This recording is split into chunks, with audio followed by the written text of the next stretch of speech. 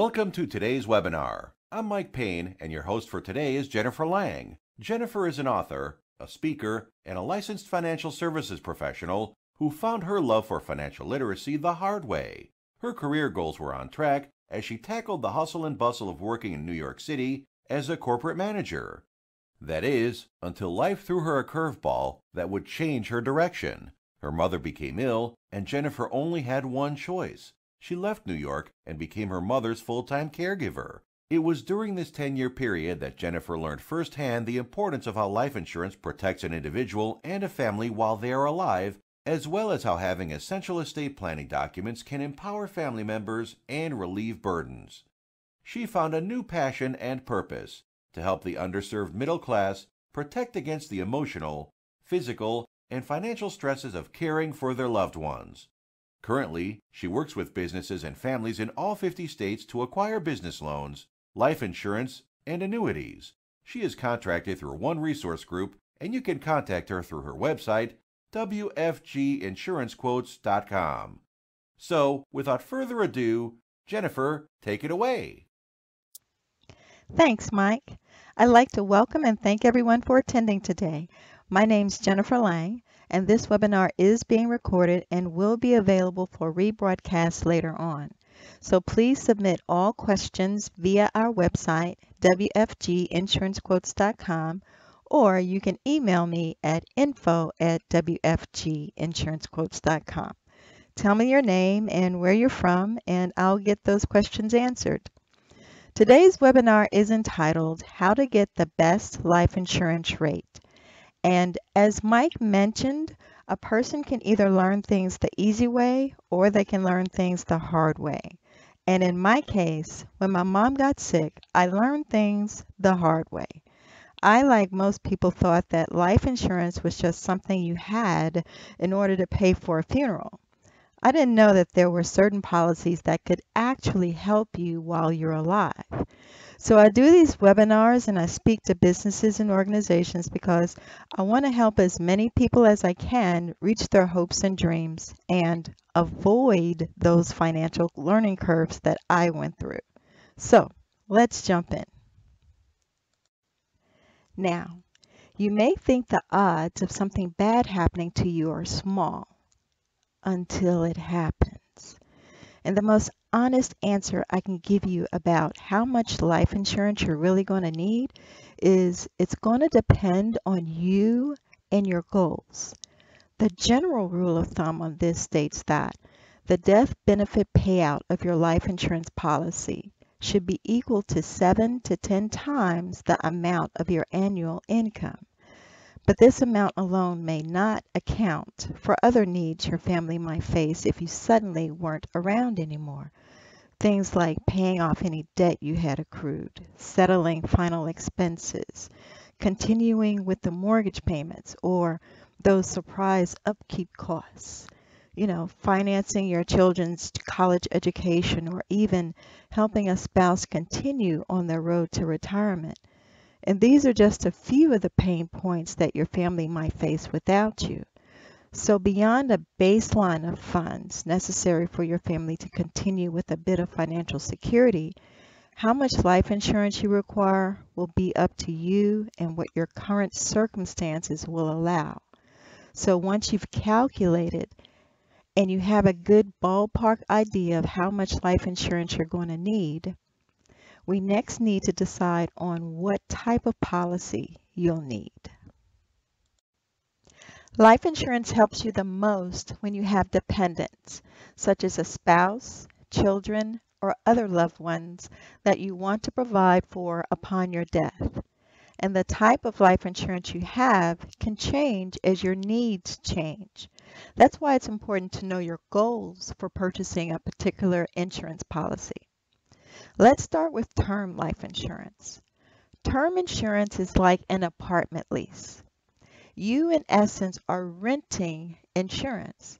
With term insurance, you pay a set premium on a regular basis, and your loved ones are guaranteed a set amount upon your death. And during that term for which you are covered, say 10, 20, or 30 years. And if you do not die during that term, The coverage and the premiums go away at the end of the term. So just like a lease, once the lease is up, you typically renew. And generally, buyers of term life insurance are interested in covering the loss of that breadwinner. And the other type of life insurance is cash value life insurance. Cash value life insurance includes whole life, universal life, and variable life insurance. These policies provide a benefit upon death along with a savings component. Part of the premium covers the death benefit and the other part goes to a savings, which is the cash value part, where earnings accumulate tax deferred. And you can access the cash value during your lifetime, but that may affect the death benefit. Buyers of cash value policies are interested in permanent life insurance protection, which covers them their whole life and provides an additional retirement income. The following video goes over the questions life insurance companies ask and how to prepare. What questions do life insurance companies ask and how to prepare?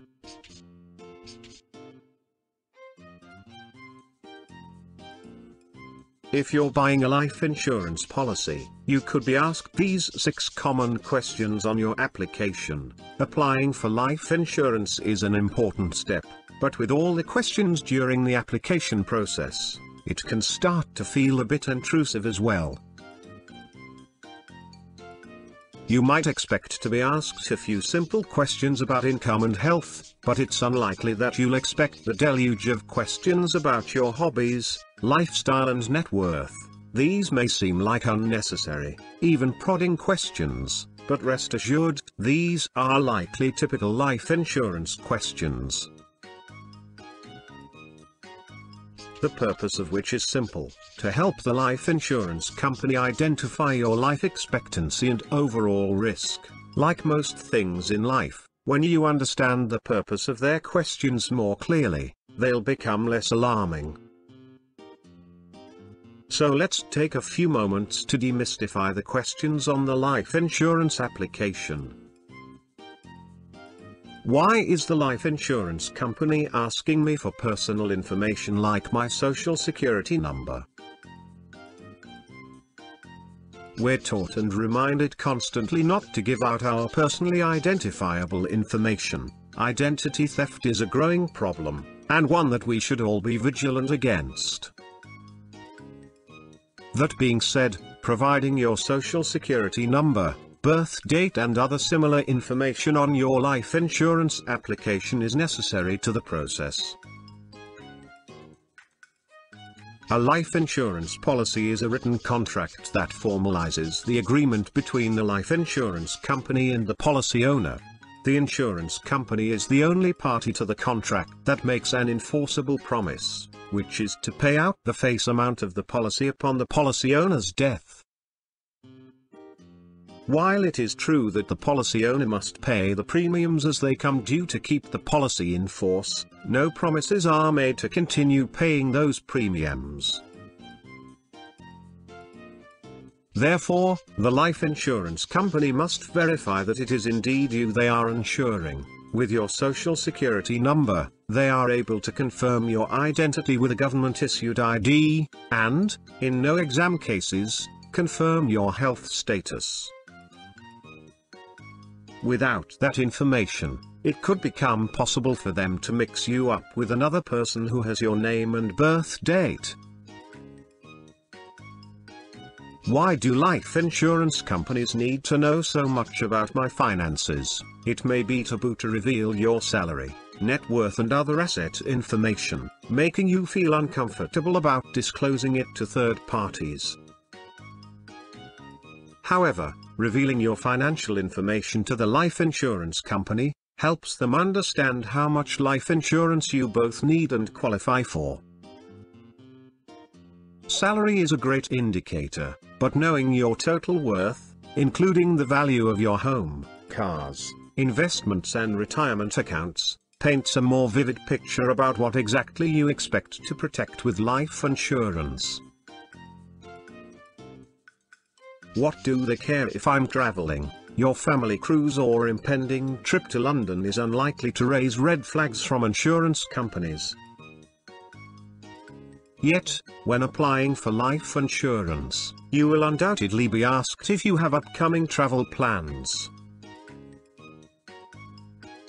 What's the deal? While your road trip across the country may not matter, if you are planning to travel to war-torn countries or regions where contracting a deadly illness is likely, it may affect your premiums.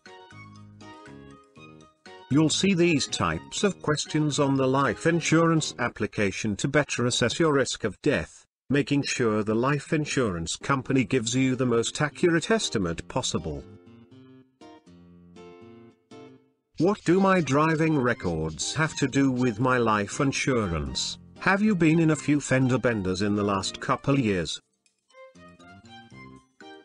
Or are you accruing speeding tickets, running stop signs or red lights?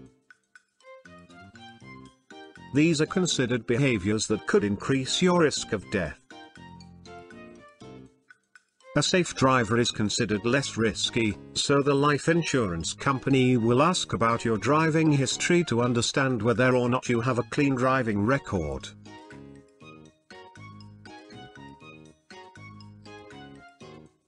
Do my hobbies really matter to a life insurance company? The short answer is yes. If you bungee jump, skydive, fly planes or helicopters, or your job is unusually dangerous, you may be included in a higher rate class even if you're healthy. The reason for this, someone whose primary hobby is base jumping has a far higher risk of death than someone whose primary hobby is baking cupcakes. Why does a life insurance company care about my mental health? Mental health may not immediately seem like an important factor in life insurance. Surely heart disease and cancer are greater indicators of death risk, you might think. While it's true that physical health is important in determining your risk, if you take antidepressants or suffer from mental illness, you may be considered a greater risk. Asking questions about your mental health helps the life insurance company to determine the proper rate and insurance policy for you. Applying for life insurance can surely feel like an interrogation, but every question a life insurance company asks has a distinct purpose. Even if your answers to these questions drive up your premiums, it's important to answer honestly so that your beneficiary's right to your life insurance claim can't be disputed. We hope this helps and you're well versed now in why life insurance companies ask certain questions on the life insurance application.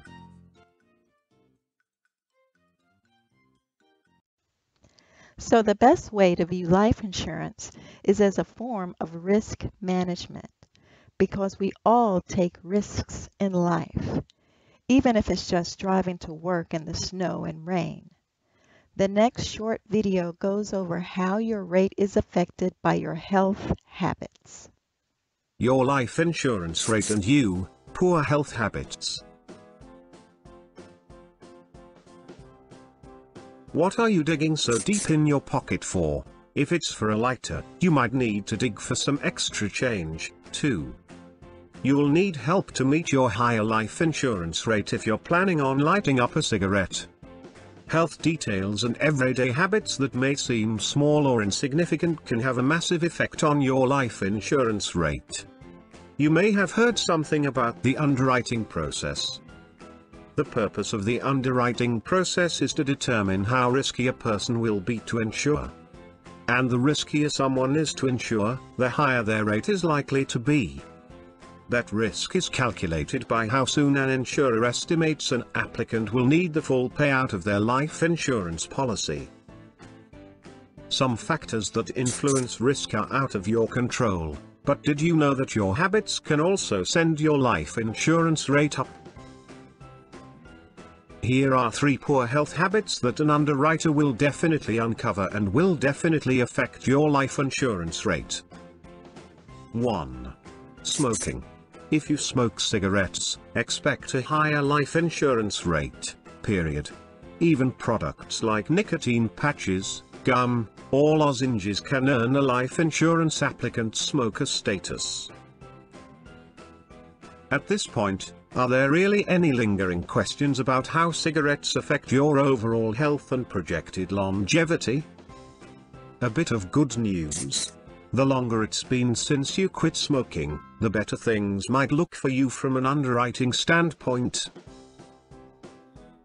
For instance, some underwriters are only required to look back into your history as far as 12 months, so if you have quit cigarettes for a year, you may end up with a better classification, and a better classification potentially means a better life insurance rate. 2. Being too overweight. An underwriter will also assess your height to weight ratio. Your unique ratio will classify you according to a certain rate. Being overweight or obese increases health risks like stroke, type 2 diabetes, coronary heart disease, and high blood pressure, among others. So the more overweight you are, the riskier you are to insure. And what does that mean? You guessed it, your chances of a higher rate are significantly increased. 3. Drinking a lot of alcohol. Did reading about this poor health habit throw you off? After all, a few drinks isn't that bad, right? Well, a few drinks, no, but drinking in excess can start to have adverse effects on your overall health. Excessive or binge drinking would be 5+ alcoholic drinks for men, and 4+ alcoholic drinks for women, at the same occasion, on within a couple of hours of each other, on at least one day in the past month. Chronic excessive drinking brings these common health risks: liver disease, pancreatitis, cancer, brain damage, and more. How will an underwriter know if you're drinking to excess?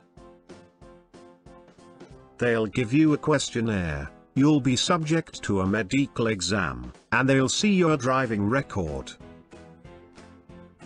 So if there is any evidence of drinking excessively and getting behind the wheel of a car, consider your life insurance rates raised. Kicking these 3 habits can have great effect on your personal health and on your life insurance rate. With a little effort, time, and preparation, you can put yourself in a better position for a potentially more affordable rate. But don't wait to get started. Remember, when you apply for life insurance, you may not get full credit for changes to these 3 poor health habits made in the 12 months prior to your application. Every insurer's rates are going to be a little bit different, and that's why you have an advantage by working with us. We'll shop around for the policy and rate that's tailored to your unique needs. So if you've been waiting for a sign to stop smoking, quit eating too much junk food, or cut back on drinking, consider this it. I've got a couple of questions that came in. Jake from Washington writes, "Hi Jennifer." Hi Jake. "I'm a smoker and I've been putting life insurance off for a while, but I'm trying to get on the right road with my finances." Good for you. "So when I get my policy and I'm able to quit smoking, how do I get a lower rate?" Good question, Jake. And I totally understand how hard it is to quit smoking. But if you are able to quit nicotine for 12 months or more, then at that time, you'd be able to go to your insurance company and request a non-smoker's rate. And they would schedule a medical exam to verify, but at that point, you'd get a non-smoker's rate. Sound good? Awesome. Okay, and we've got another good question here, and this is from Mavis in Georgia. Hi, Mavis. And Mavis writes, "Hi, why am I at a higher risk because I suffer from depression?" Well, Mavis, think about it this way. It's not necessarily the condition as much as it is the medication that a person takes. The underwriters are looking at the side effects, and not all antidepressants are the same. Some may have mild side effects, and others might have thoughts of suicide. So a medication with a harmful side effect would put a person at a higher risk. Make sense? Great. So when you're getting life insurance quotes, your premiums will be set in part by your risk class, which is defined by an insurance company's underwriting guidelines, and your policy amount and length are the other pricing factors. The better your risk class, the lower your premiums will be. Therefore, understanding your rate class is the starting point for calculating your rate. And I'll show you how to use this information at the end of the presentation to compare rates on your own. So let's look at the rate class categories, okay? And we can start with best class or super preferred. And this is considered the best category one can obtain for a life insurance health rating. Most people in this category do not have a poor health history, they are not taking any medications, and they are within the guidelines for height and weight. So they're healthy and they have no family history of diseases. And only about 10% of people qualify for this class. The next class is preferred, and this is considered the second best category to reach in life insurance health classes. At this point, you're deemed to be in excellent health with a few minor health issues that may be treated with medication such as controlled cholesterol. And you're within the guidelines for height and weight. You may have a family history of cancer or other diseases. And 20% of people qualify for this class. The next class is Standard Plus, and you're considered to be in better than average health, but you may have minor health issues. And you may be slightly over the height and weight guide, but you also have no family history of diseases. And 40% of people qualify for this class. Next is standard, which pretty much gets all of us. Although this may be in the bottom of the 4 general life insurance health classes, it's considered to be the most common category. You are of average health and you take multiple medications. Your height and weight guidelines do not meet the requirements, and you have a family history of cancer or other diseases. And 75% of people qualify for this class. Now, for the fun part, I'm going to share my screen and we're going to run some rates and see how all this works together.